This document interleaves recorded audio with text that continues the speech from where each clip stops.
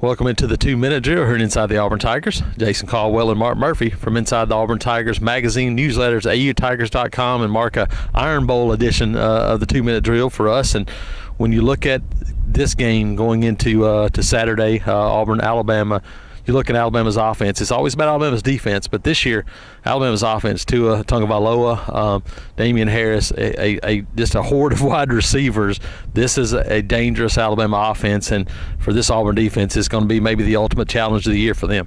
You know, it really is a different look for the Auburn defense this year, because last year it was stop the run, and then maybe worry about the pass. And Alabama had some good receivers, but this year they have much better receiver group, and Tua's really stepped it up. They're giving him a lot of protection, and this is a real challenge because, you know, like Deshaun Davis says, you used to know what they're going to do in 3rd down and 2 or 3rd and 3 or whatever.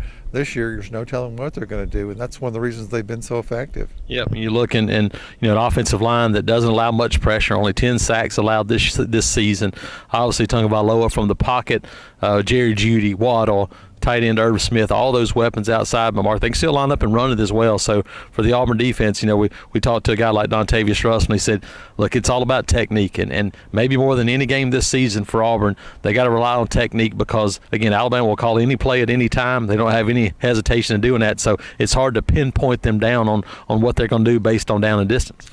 I agree, and you just can't commit a whole lot of people to the line of scrimmage to stop the run because they've been making so many big plays with their passing game, and you know, it's going to be real important for those guys up front, particularly those front 4 guys, to get some pressure on the quarterback without having to blitz, because I mean, if you give Tua a lot of time, his receivers are good enough to get open against anybody.